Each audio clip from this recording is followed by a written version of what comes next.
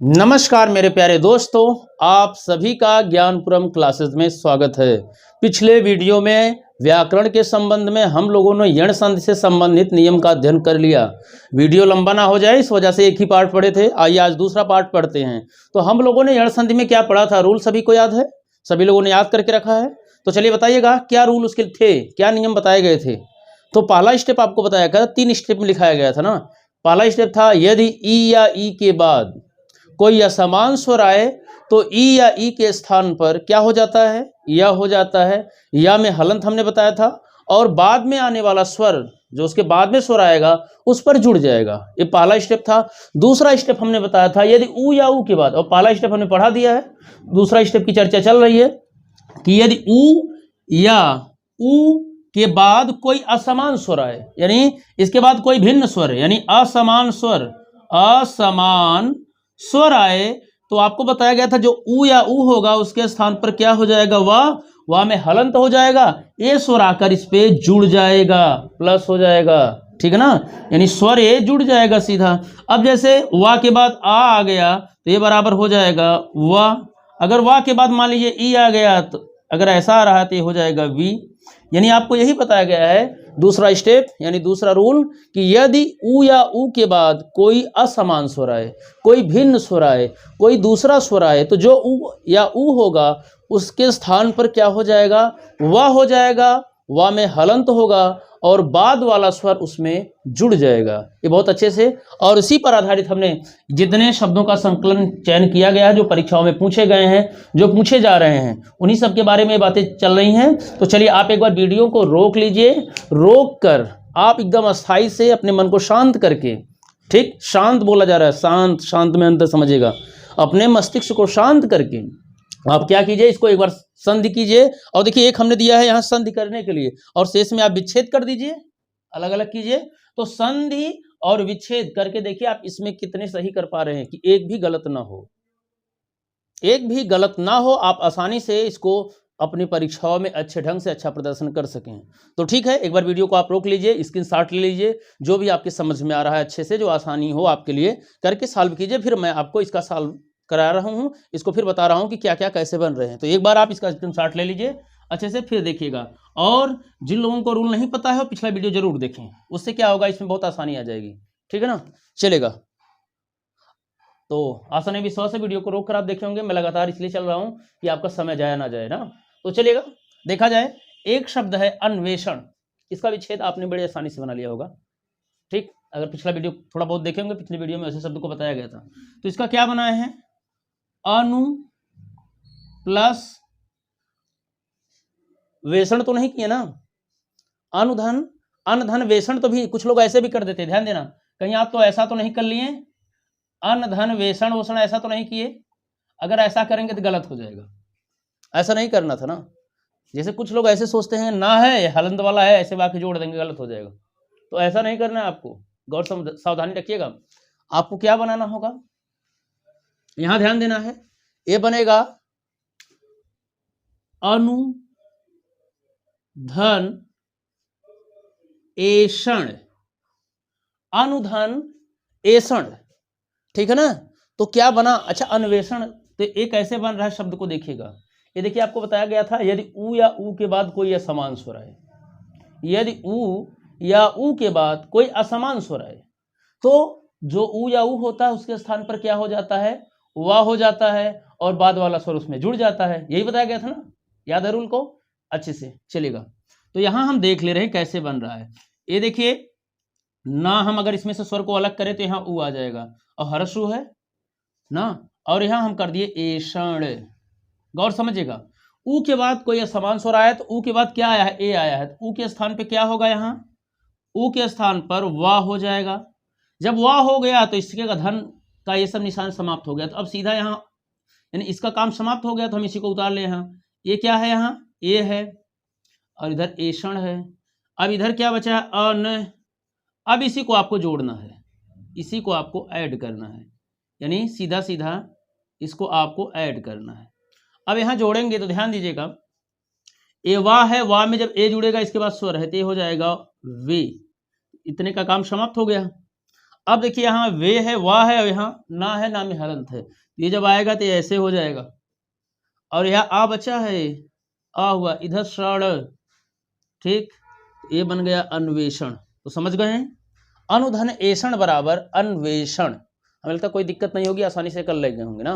अच्छा, आपसे एक प्रश्न और कई बार परीक्षाओं में पूछा गया, अन्वेषण किसे कहते हैं? अन्वेषण और आविष्कार में क्या अंतर है, बताएंगे आप लोग?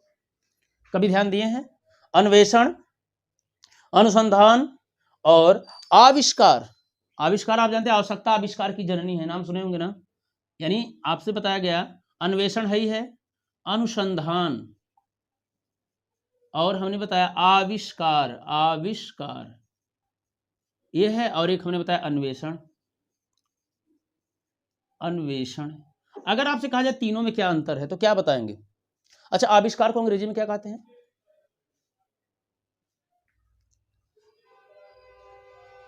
अन्वेषण को क्या कहते हैं? अनुसंधान को क्या कहते हैं? कुछ ध्यान दिए होंगे, लगता है एक जैसा शब्द ना।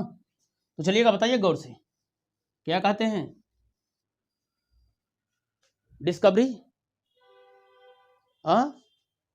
खोज, एक खोज हो गई, और रिसर्च होता है एक। अच्छा चलिए हिंदी पहले बताइए, छोड़िए आप, पहले हिंदी वाला जो आपसे प्रश्न पूछा है उस पर सॉल्व करें, उसकी चर्चा बाद में कर लेंगे ना। तो चलिएगा बताइएगा कि आपसे अगर कहा जाए अनुसंधान, अन्वेषण और आविष्कार, तो आविष्कार क्या होता है? जैसे कहते हैं ना कलम का आविष्कार हुआ, हवाई जहाज का, आप नहीं कहेंगे अनुसंधान हुआ, ठीक, ये नहीं कहेंगे आप कि क्या अन्वेषण हुआ, आप कहते आविष्कार हुआ। तो बताइएगा क्या होता है आविष्कार? आविष्कार किसे कहेंगे? आविष्कार से तात्पर्य समझिएगा कि नवीनता के अन्वेषण की सफलता, या आप समझिएगा नई वस्तु की रचना। नई वस्तु की रचना को हम क्या कहते हैं? जैसे पहले पेन थी नहीं, पेन पहली बार जिसने बनाया तो वो आविष्कार किया। पहली बार हवाई जहाज थी नहीं, तो वो नई वस्तु की जो रचना हुई उसी को कहा जाएगा आविष्कार, ठीक है ना। जैसे साइकिल पहले नहीं, लोग थे, पहले चक्के का मतलब एक तरीके से आपका चक्के का खोज हुआ, पहिए का, तो पहिए के माध्यम से हम कैसे कैसे साइकिल तक पहुंच रहे हैं, फिर कैसे गाड़ियां चल रही, तो जैसे जैसे उसकी नई वस्तु की जो रचना है उसी को आविष्कार कहेंगे। तो क्या कहा जाएगा अन्वेषण को? अन्वेषण को बताइएगा। अन्वेषण को कहा जाता है अज्ञात वस्तु की खोज, अज्ञात वस्तु की खोज। जैसे हम जानते हैं कुछ चीजें अज्ञात है, मतलब वो चीजें हैं लेकिन वो ज्ञात नहीं है, उसको खोजना ही क्या है? अन्वेषण है। यानी अज्ञात वस्तु की खोज अन्वेषण है, नई वस्तु की रचना क्या है? आविष्कार है। इसके में हमें लगता है समझने में कोई डाउट नहीं होगा। अगर कह दिया जाए तो एक अनुसंधान शब्द है, अनुसंधान को क्या कहेंगे? अनुसंधान समझिएगा लुप्त विषय के अन्वेषण का नाम अनुसंधान है। लुप्त विषय के अन्वेषण का नाम अनुसंधान है। लुप्त विषय के, एक बार गौर समझिएगा, लुप्त विषय के यानी अज्ञात विषय के अन्वेषण यानी जो छिपी हुई वस्तु है के अन्वेषण का नाम क्या है? अनुसंधान है। अब दोनों को वाक्य के रूप में आप समझने की कोशिश कीजिएगा कैसे कहा जाए। अगर हम कहें अन्वेषण के संबंध में कि अगर हम कहें जगदीश चंद्र बसु सदैव अन्वेषण कार्य में लगे रहे, अब अन्वेषण मतलब समझ गए, जगदीश चंद्र बसु सदैव अन्वेषण के कार्य में लगे रहे, और अनुसंधान को कहा जाए तो क्या कहेंगे? जैसे क्या बातें आएंगी अनुसंधान के संबंध में? यानी हमने बताया लुप्त विषय के अन्वेषण का नाम अनुसंधान है। कल जो हमारी सभ्यता पर थे हंसे अज्ञान से, वे आज लज्जित हो रहे हैं अधिक अनुसंधान से। मैथिली शरण गुप्त की पंक्ति है। और आविष्कार के बारे में हम क्या कह सकते हैं? जैसे 18वीं सदी के अंतिम भाग में बैलून यानी गुब्बारे का आविष्कार हुआ, हवाई जहाज का आविष्कार हुआ। तो हम किन शब्दों के साथ प्रयोग करते हैं, परीक्षाओं में बहुत बार पूछा जाता है, बस यही हमने आपको बताना चाहा। आविष्कार और अन्वेषण में अंतर समझ गए होंगे। आविष्कार क्या है? नई वस्तु की रचना है, नई वस्तु की रचना है, और अन्वेषण क्या है? अज्ञात वस्तु की खोज है। और अनुसंधान क्या है? अनुसंधान हमने बताया कि लुप्त विषय के अन्वेषण का नाम अनुसंधान है, इसलिए कहीं कहीं जहां रिसर्च लोग करते हैं अन्वेषण अनुसंधान का प्रयोग किया जाता है। आविष्कार दूसरी चीज। चलिए यहां देखा जाए, आगे देखा जाए वध्वर्थ, तो इसको क्या बनाएंगे? ये होगा वधु धन अर्थ। तो ये देखिए यहाँ दीर्घ ऊ दिख रहा है, यहाँ हरस ऊ था, तो वधु धन अर्थ, तो इसको कैसे तोड़ेंगे? ये बनेगा वध और यहाँ ऊ आ गया, धन अर्थ है, तो बना क्या? ये व धा और के बाद ऊ दिख रहा है, तो हम धा यहाँ ऐसे करें और ऊ के स्थान के बाद ऊ के बाद कोई असमांश हो रहा है तो ऊ के स्थान पे क्या होगा, वाह होगा ना, करेक्ट। तो जब वाह हो जाएगा तो हम वाह में हलंत लगा दिए, तो इतने का काम समाप्त हो गया, यहाँ अर्थ बच रहा है। अब जब चेंज हो गया तो ये प्लस भी हट जाएगा, अर्थ हुआ। अब इसी को जोड़िए, पहले इन तीनों को जोड़ेंगे तो धा में आ जुड़ेगा, तो धा पूरा हो वाह में आ जुड़ेगा तो वाह पूरा हो जाएगा, ठीक, वाह पूरा हो गया। ये धा है तो ये ऐसे हो गया, ये वाह है, वाह यहाँ आ गया, इधर ये बचा हुआ है वध्वर्थ, देखिए यही बन गया वधु धन अर्थ। क्लियर, कोई डाउट किसी को नहीं है। चलिए आगे देखा जाए, अगला शब्द, अगला क्या बनाएंगे आप, ये भी शब्द वैसे बनेगा, वधु धन अलंकार। अलंकार माने जानते होंगे, वधु धन अलंकार। तो वधु की अलंकार माने क्या होता है, आभूषण ना, अलंकार माने आभूषण, ठीक। अच्छा, अंग्रेजी में अलंकार को क्या कहते हैं, वो एक अलंकार माने सजावट।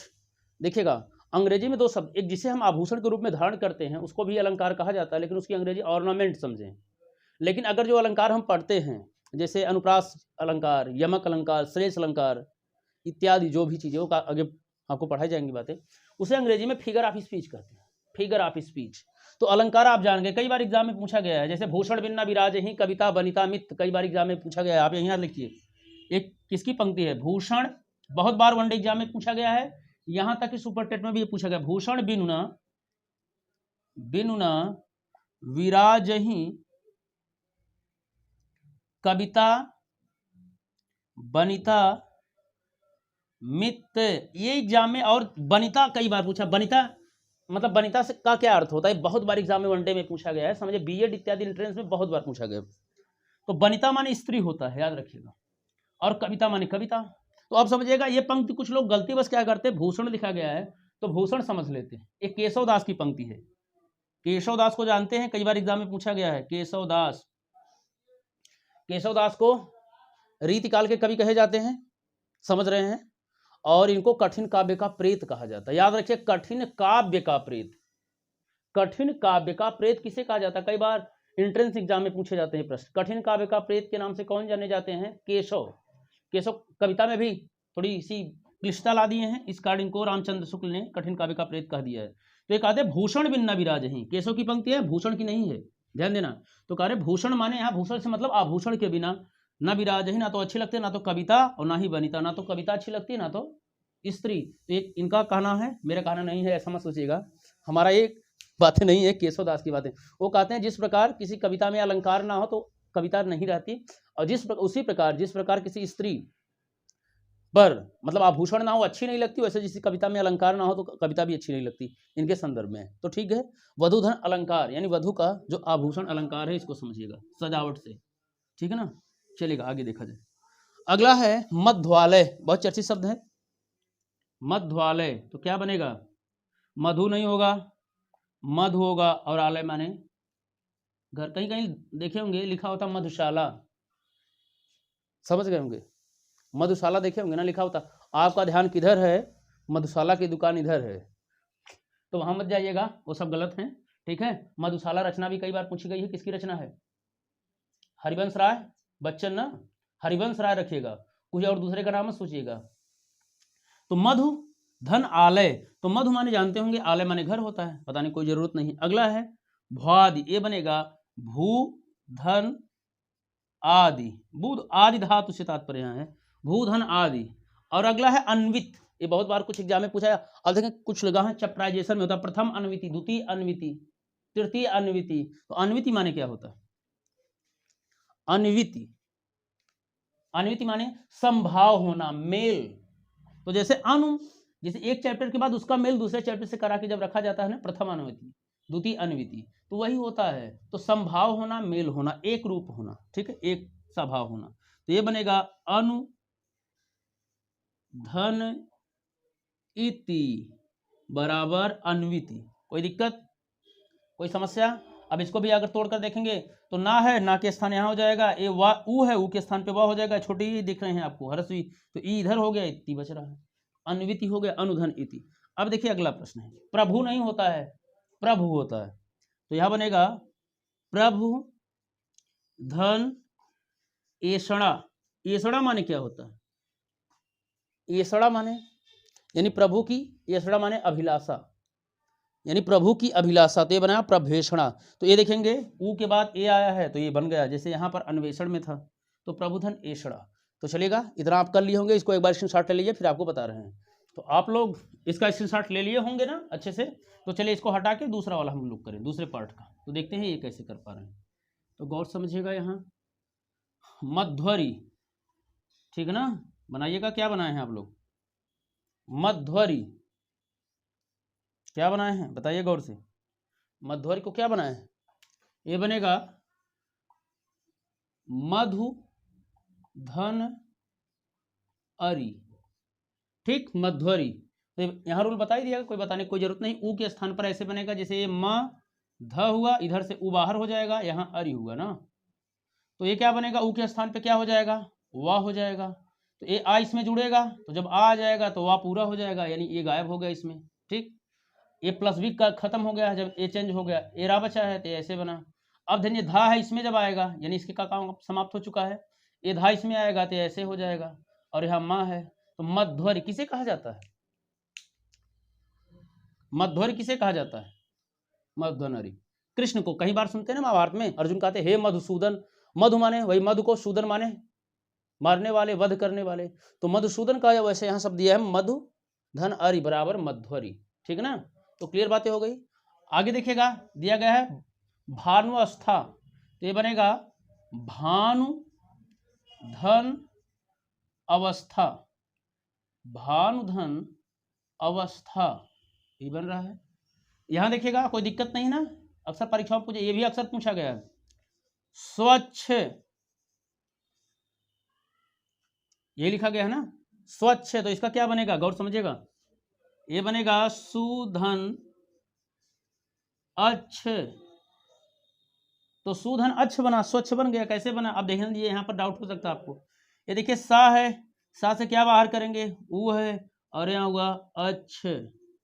स्वच्छ कैसे बना? ऊ के बाद कोई असमान स्वर आया तो ऊ के स्थान पे क्या होगा? ऊ के स्थान पे वाह हो जाएगा, धन भी हट जाएगा, तो हम हटा दे रहे हैं, हो गया।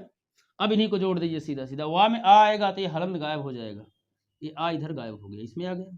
अब इसी को ऐड करना है, ये सा है, दंत सा, छोटा वाला सा, दंत सा, याद रखिएगा। इसमें जब जाएगा तो ऐसे हो जाएगा, क्योंकि उसमें हलंत लगा था, और इधर जोड़ दिया, सीधा सीधा बन गया सुधन अच्छ बराबर स्वच्छ। देखिए इसके बराबर टैली हो गया, तो सुधन अच्छ बराबर क्या बना? स्वच्छ। अच्छा देखेंगे, अब मिशन भी चल रहा है स्वच्छ भारत, नोटों पर भी लिखा होता है ना। एक हास्य के रूप में देखिएगा, हास्य आपको निकाल लेना, ऐसे चश्मा बना होता है, यानी ऐनक जिसे आप कहते हैं ना, मान लीजिए एज लाइक। तो एक जगह लिखा होता स्वच्छ, और एक जगह लिखा होता भारत, ऐसे ना। अब ये हास्य के रूप में लेकर चल रहे हैं, सावधान रहिएगा। इसमें क्या है, अगर हम ऐसे बंद करें तो जिसमें स्वच्छ दिख रहा है उसमें भारत नहीं दिख रहा है, और जिसमें भारत दिख रहा है अगर हम इसको बंद करें तो स्वच्छ नहीं दिख रहा है। अब आप कहेंगे दोनों चश्मा एक ही साथ लगाएंगे अलग अलग, लेकिन एक हास्य के रूप में बनती है, समझिएगा, बस इतना बताना था, ठीक है ना। चलिएगा, ये याद रहे, इस वजह से ऐसी कुछ चर्चाएं मैं कर रहा हूँ। स्वच्छ भारत मिशन चल रहा है, कब चला है, कहाँ से प्रारंभ किया गया है, इसे याद रखिएगा, ये भी पूछा जाता है।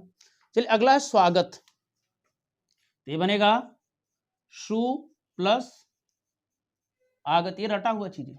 अच्छा कुछ लोग इसी में जोड़ देते सुस्वागत, अनुमान लगाइएगा, बहुत से लोग कहते सुस्वागत। तो अगर आप एक सु तो लगा है, और अगर एक सु यहां और लगा दीजिए सुस्वागत, तो एक सु आपको यहां भी जोड़ना पड़ेगा। तो अनुमान लगाइएगा क्या बन रहा है, सु सु धन आगत। तो क्या स्पष्ट नहीं, कुछ भाव ऐसे ना बने, तो आप समझिएगा विशेषण उतना ही इस्तेमाल करें जहां पर वो हास्य ना बन जाए, ठीक है ना, आप हंसी के पात्र ना हो, गौर समझिएगा। आप कहेंगे बहुत अच्छे ढंग से आगमन, तो यहाँ खुद लगा है एक सा, यानी स्वागत में एक सु लगा है, एक सु सुस्वागत आप खुद ही और लगा रहे हैं, तो ये देखिए एक सु और जोड़िए तो दो सु हो गया, तो समझ गए होंगे। तो ये चीज आप हटा दीजिए यहाँ, क्योंकि कारण इतने में भाव पूर्ण हो जा रहा है, ठीक है ना। तो सुधन आगत बराबर स्वागत, कोई दिक्कत किसी को नहीं है ना, ये बताने को आप पहले से इसे याद करके रखे होंगे। स्वच्छ के बारे में हमने बताया ही था, सुधन अच्छ, इसको भी ध्यान देते रहिएगा। चलिए आगे देखा जाए, साध्वादेश, तो ये बनेगा साधु, साधु माने जानते होंगे, वो साधु बाबा मत समझिएगा, साधु धन आदेश, आदेश नहीं होता है, आदेश होता है ना। तो साधु धन आदेश तो ऐसे बन जाएगा, साधुवादेश। कोई पता नहीं चलता, एक बार अपनी कॉपी पर अच्छे से करते रहेंगे। अगला देखिएगा, यहाँ पर फंसते हैं कुछ लोग, यहाँ गलती हो सकती है, इसका विच्छेद भी करते समय कुछ लोग गुरु की जगह गुरु कर देते हैं। ये देखिएगा, यहाँ गोला नहीं किया गया है, ये हरसु है। अगर यही गोला हो जाता ऐसे तो ये हो जाता गुरु, तो ये गुरु नहीं किया गया है, दिया गया है गुरु। और इसका जो बनेगा ये बनेगा गुरुवादेश। अब कैसे बनेगा, ध्यान दीजिए, ये बनेगा शब्द ऐसे गुरुवादेश, यही बन रहा है। अब ये कैसे बन रहा है इसको आपको समझना है। ऐसे बनाए हैं तो ठीक है, और ऐसे नहीं बनाए हैं तो ध्यान दीजिए कैसे बनेगा ये। अगर आपने ऐसा किया गुरु धन आदेश, तो ध्यान दीजिएगा ये रा में क्या है, ऊ है, तो हम इसको अलग कर दें ऐसे गुर ऊ, छोटा ऊ है तो देखिए ऊ छोटा बाहर कर रहे हैं ना, ये है आदेश, आदेश। तो देखिए ऊ के बाद कोई समान स्वर आए तो ऊ के स्थान पे क्या होगा, वाह होगा। तो हम यहाँ वाह कर सकते हैं, ये वाह हो गया। जब वाह चेंज हो गया तो चिड़फाड़ हटा दे, मरहम पट्टी का निशान गायब हो गया। अब इसी को जोड़ना है। ये देखिए वाह में बड़ा आ है ना, इधर दीर्घ आ आएगा तो ये वाह का हलंत गायब हो जाएगा और आ सीधी मात्रा इस पर हो। अब देखिए रा है, रा स्वर नहीं इसमें, तो जब इधर आएगा तो ये उड़ंतुआ रा जिसे आप कहते हैं, और इसे बोला जाता है रेफरा। तो रेफरा बनेगा, तो यहाँ क्या हो जाएगा, गुरवा यहाँ हो जाएगा। और देखिए जुड़ गया गुरुवादेश, यही शब्द बना है। तो बन गया क्या, गुरुवादेश। गलत नहीं होना चाहिए, इसे सावधानी रखना है ना। तो चलिए गुरुधन आदेश बराबर क्या हुआ, गुरुवादेश। अगला है शब्द क्या, लघ्वादि, लघ्वादि। तो ये बनेगा लघु धन आदि, ठीक यही बनेगा। तो ये वाला दूसरा स्टेप पूरा हो चुका।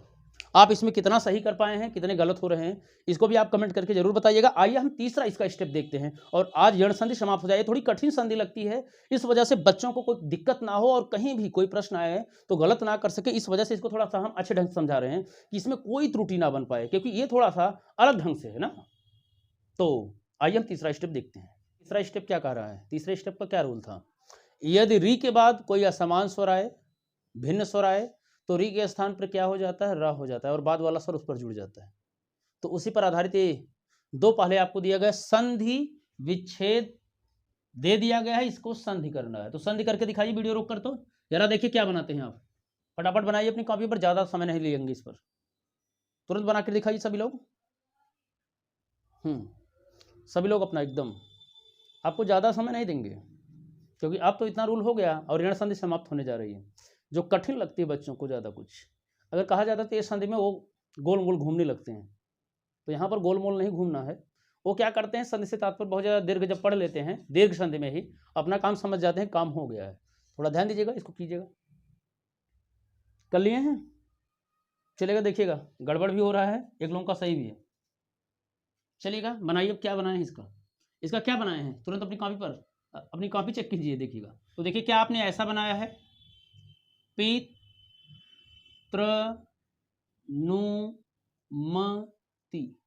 जो लोग ये बनाए इनका सही है, और कुछ लोग क्या किए हैं, ऐसा बना दिए। गौर समझिएगा, जो लोग ऐसा बनाए हैं पित्रानुमति, उनका गलत हो जाएगा, यही सही होगा। ये देखिए पित्रा नहीं होगा, पितृनुमति होगा। और कुछ लोग समझिए क्या क्या बनाए हैं, वो पितृ ही करके बना दिए होंगे, वो सीधा सीधा कुछ और भी इससे सिवाय भी अगर बनाए तो भी गलत होगा। अभी मैं बता दे रहा हूं, अगर कुछ लोगों ने ऐसे भी कर लिया होगा, पितृनुमति ऐसे भी बना दिए होंगे सीधा सीधा कुछ काम करके, तो भी गलत हो जाएगा, ये भी गलत। यानी केवल एक ही विकल्प सही होगा, शेष जो भी आप बनाएंगे यहाँ गलत होगा। अब ये कैसे हम सिद्ध कर रहे हैं, कैसे ये सही होगा, चलिएगा आइए देखें। अभी हम ये बताइएगा आप गौर से, यहाँ हुआ पितृ धन अनुमति, यही है। चलिए गौर से, अब इसको हमने बताया था रूल, यदि री के बाद कोई असमान स्वर आए, दूसरा स्वर आए, तो जो री होता है उसके स्थान पर क्या होता है, रा हो जाता है। अब ध्यान दीजिएगा, ये बनेगा, हम इसमें से स्वर को पहले अलग कर दें, तो पीत हुआ, और इसमें क्या है, री है, री है ना, गौर समझिएगा, ये री है, रा मत समझिएगा। कुछ लोग री रा में अंतर नहीं कर पाते, इससे कुछ लोगों को कुछ लिखना होता है प्रताप, तो ऐसे लिख देते हैं प्रताप, ऐसे करके मत लिखा कीजिए, रा लगाइए तो ऐसे, और जब री लगाइए तो नीचे से, ठीक है ना, ये ध्यान देना आप लोगों को। तो यहां पर क्या बाहर हो गया, री, री बाहर हो गया। अब ध्यान दीजिएगा यहां है अनुमति। अब आपको फार्मूला मिल गया सूत्र एकदम गणित की तरह कि यदि री के बाद कोई असमान स्वर आए तो री के स्थान पे क्या होता है, र होता है। र में हलन तो होगा, तो हम यहां कर दे, इसलिए बहुत आराम से बता रहे हैं सावधानी के साथ कि आपकी गलतियां ना हो सके। तो हम री के स्थान पे क्या कर देंगे, यहां ध्यान दीजिए चेंज हो जाएगा, ये हो जाएगा र। जब र हो गया तो ये चीड़ फाड़ वाला निशान खत्म हो जाएगा, यानी मरहम पट्टी गायब हो गई, जहां संधि जोड़ होती थी काम खत्म। अब सीधा अनुमति को यहीं ला दे रहे हैं, अनुमति, और इसको हम ला दे सीधा पित। अब समझिएगा इसी को आपको जोड़ना है। अब इन तीन वर्णों को आपको यहां जोड़ लेना है। ये देखिएगा अनुमति यहां रहने दे, ऐसे हमने आपको बताया होगा, अब वर्णमाला टॉपिक पर आपको जाना पड़ेगा।